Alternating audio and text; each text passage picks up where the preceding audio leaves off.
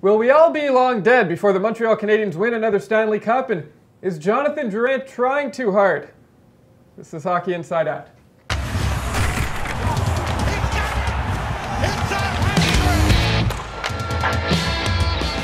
Welcome to the final episode of 2017. We'll be back in the second week of January. That's January the 11th. So if you miss us, just rewatch this episode for the next 3 weeks. My name is Adam Susser. Joining me today is Chris Nilan, CBC Daybreak's Jessica Rusnak, and from CTV Montreal and Habs Eyes on the prize, Mr. Julian McKenzie. Welcome, Julian. Hey, thanks for having me. My pleasure.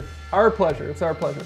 Here's what we're going to be talking about on today's episode. Number one, are the Canadiens doomed to mediocrity, or is it possible to build a Stanley Cup contender without a top 5 draft pick? Number 2, is it too early to rate the Habs as losers in the Drouin-Sergachev trade?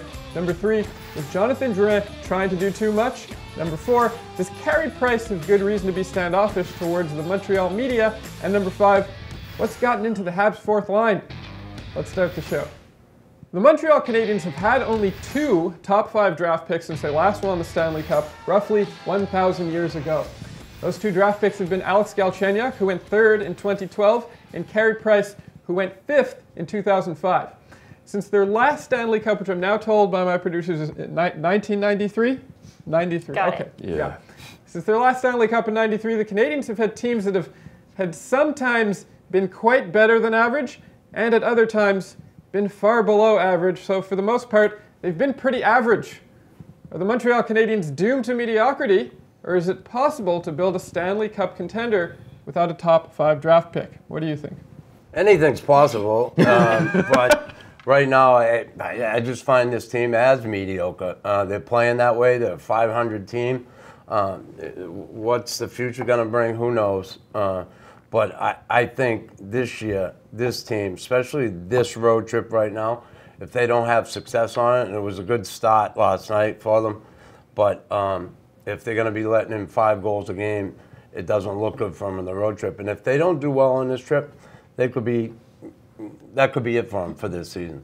I think the Canadiens have had trouble building through the draft for many years. If you even go back to the 2006 draft when they picked David Fisher over a guy like Claude Giroux who was available, and then you continue going from there. Louis LeBlanc, Jared Tenorti, Nathan Beaulieu, none of their first round picks are even around the team. Michael McCarron, he doesn't even look all that hopeful right now. So I think for them, they just have to do a better job drafting overall. And when Marc Bergevin took over as GM in 2012, he said the only way to build a team is through the draft. And he came from Chicago, a team that did a really good job at that, and he hasn't been able to do anything with it. So I think even if the Canadiens did have a top 5 pick, somehow they would be able to screw it up. And case in point right now, Alex Galchenyuk.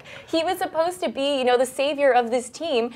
And now, he's basically holding on by a thread, and people are saying that he could be traded. Yeah, this guy, I feel he's been terribly mismanaged by this management. This was a guy who's supposed to be the #1 center going forward, and all of a sudden he's being put on the wing, he's being put on the 4th line in the playoffs, and now there's all this talk about trading him. At least there was at one point talk about trading him, but the Canadiens are at fault for diminishing his value. And if you look at the recent Stanley Cup champions, to go back to that whole question about top 5 picks, Los Angeles would say yes, Drew Doughty. Pittsburgh would say yes, Evgeny Malkin, Sidney Crosby. Chicago would say yes. I think you have to go all the way back to maybe Detroit when they won in 2008. And I mean, Detroit's a master at drafting in like the 4th round, 5th round, 6th round.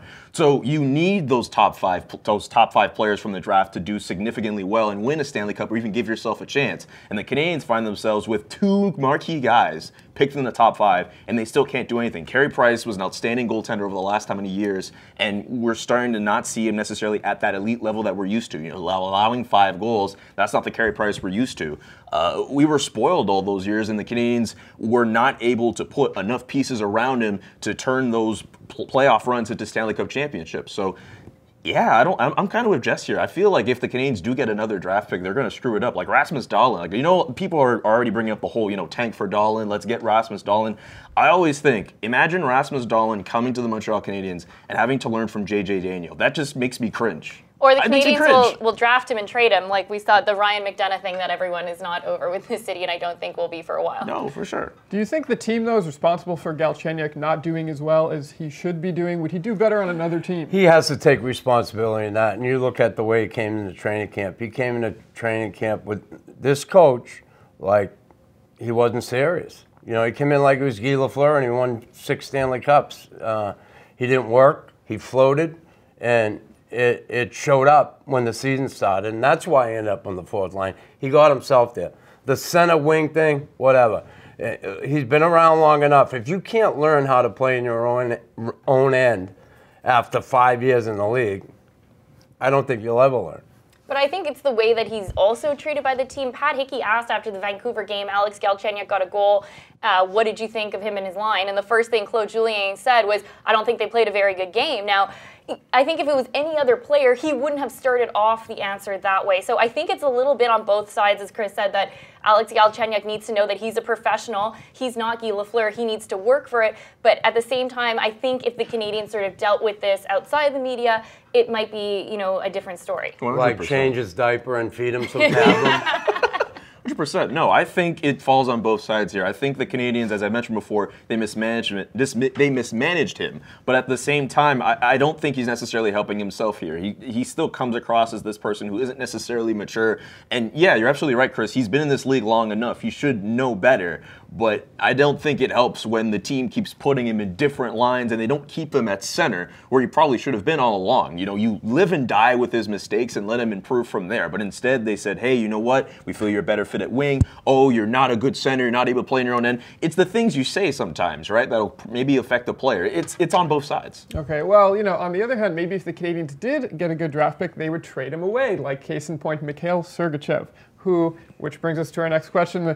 He's 8'15", 23. He's a plus 13. He's a defenseman. It's his rookie year. Those are impressive numbers for anyone, let alone a rookie defenseman who's played 33 games. Do you think it's too early to call the Habs losers in the Sergachev-Drouin trade? Too early. Too early. Listen, this kid, lots of hope here when he came. And he was going to be the guy to carry the ball forward when Markov retired. But it is too early to tell. You got to wait till down the road. I don't like the fact that Drouin came here and now he's a center and I still think he's a winger. Everybody's out of position. Everyone knows he's a winger. Everyone knows he's a winger. And the way he's tried so far this season, I give him an A for effort. But honestly, where he's at right now is not a good place. But Sergachev, again, he went to a team that's loaded. He's playing well. We knew he was going to be good. And everybody whines and they're going to say it's a bad trade and this and that. But everybody demands a trade. And then when you make a trade for one very good prospect, for one very good player, and the early results aren't in favor of the Canadiens, and everybody's going to, oh my God, they screwed up. It's going to take some time. I think it's one of those situations where it's comparing an apple to an orange at this moment that, as Chris mentioned, Sergachev is playing on a very good Tampa Bay Lightning team where Jonathan Drouin is playing on a very inconsistent Montreal Canadiens team. But like you said, if you have to trade something good to get something good. And because of their poor drafting, the only player that they had that Tampa Bay would be interested in is Sergachev, and that's what you had to give up. But I'm not ready to declare either team a winner or a loser at this point. There needs to be, more time to develop and see how different teams react over the years. Well, the funny thing about it is, I'm totally with you on the fact you have to give something to get something. But the Canadiens, one thing that's been a need all year is a puck-moving defenseman. And Mikhail Sergachev fits that mold. And the Canadiens don't have that anymore. So while you do get a skilled player like Jonathan Drouin, I'm a huge fan of him. I still think he's going to be the best player out of that draft class he comes out from. But you have to give up a stud like a Mikhail Sergachev. It's hard to not look at these Tampa Bay Lightning games with envy and be like, damn, he should have been on our team. So it's too early to say the Canadiens are a loser in this trade, but man, this really hurts. Yeah. This hurts. Last Saturday night in Ottawa, Jonathan Drouin was stripped from the puck by Bobby Ryan with 3 minutes to play. It led to his second goal, pretty much ended the game for the Habs. Do you think Drouin's trying to do too much? So you trade for a guy who's normally a winger. You make him your center, you make him the savior, you give him all these different things. He makes one big mistake and we're asking if he's doing too much. Oh, okay. Remember at the beginning of the year when you see Jonathan Drouin with the puck and he's having all this skill, he's doing all these great things, you're thinking, man, this guy is like miles ahead of everybody. This is a guy who you're expecting to do a lot. he made a mistake, or in this case, actually, Bobby Ryan picked his pocket and looked really good when he did it, which is one of the few bright spots he could say for this year. He's not having that great of a year. But Jonathan Drouin, the one mistake, we're all piling on him, and now we have all these rumors about him being sheltered. He doesn't get he's not available to the media after that mistake. Like, I don't know. I think it was one mistake. You know, he can improve from that. It's fine. I don't think that's a big deal. Trying to do too much. I want to see him do too much. If he's the savior, he's this guy who's supposed to lead this team to the promised land. You trade Mikhail Sergachev for him. He's supposed to do too much. I think everyone sort of saw this coming when they traded for him in the summer, that the moment that Jonathan Drouin makes a mistake, it's going to be highlighted because, like he said, they put him, he's front and center on this team. I would not be surprised if he's the captain of the Montreal Canadiens in a few years. So, you know, I think it's kind of pointless to put too much thought into that for that one game of it and, you know, let him learn from that mistake. Yeah, I think you explained it earlier. You said, is Jonathan Drouin working too hard? You can't work too hard. Now, the mistake he made, you know, it's one of the big things in hockey. When you are the last man, you don't try and beat a guy one-on-one. And I'm sure he knows that, but it was at a point in the game where they're down by 1 goal. He was trying to make something happen. I don't have a problem with the mistake. I have a problem with the game itself. Yeah. The way the game was played by the majority of the team. 3 or 4 guys showed up, 3 maybe, and the rest, honestly, it was crap. They played a crap game. No backbone in that game whatsoever, and they deserve to lose.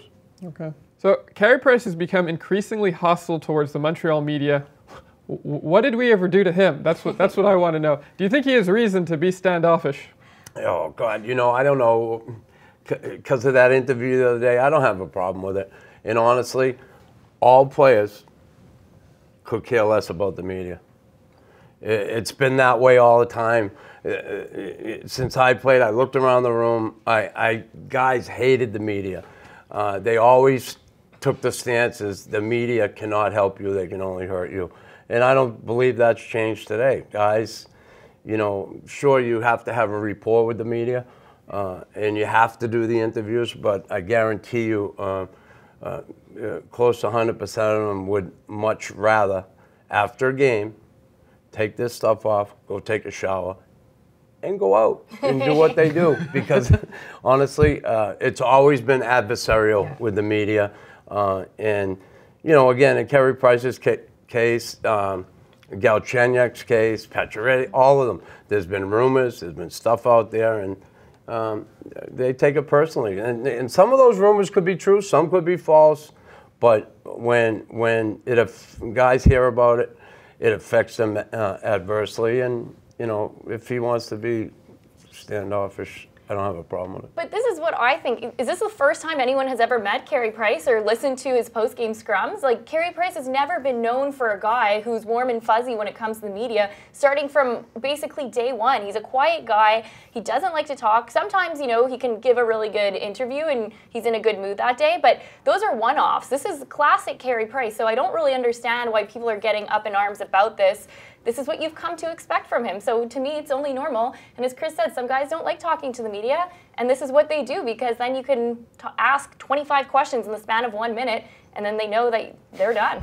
Yeah, and plus the team is losing as well. Imagine if this team was winning. I'm sure Carey Price would be a little happier, a little more jovial with the media, but you're losing and you have rumors being spread about you. That's not a good combination if you're Carey Price. So I'm not surprised about the whole standoffish mentality with the media stripes. So yeah, way to let us know how you feel about the media, Chris, too, as well. You know? Yeah, well, it's true, though. You know, as much as the media they probably don't like it, it's true. Guys could care less if they talk to anybody. But I think there is some members of the media that take it too personally, that you have to realize that this is a job, they're not your friends. So if they are, you know, in a bad mood and they don't really want to answer your questions, it has nothing to do with you personally, they just don't want to talk to you that day. Okay. Nicolas Deslauriers scored twice against Vancouver on Tuesday night. The fourth line has been stepping up hard for this team lately. What's gotten into them? Well, this is sort of reminding me, I think it was back in 2014 when they had that really good fourth line with Dale Weiss and Brandon Press, and it was really that energy line. And I think that's something that they've been missing, is that one line that's not necessarily the superstars of the team, but they're able to chip in, give some energy, and take a little bit of pressure away from some of the star players.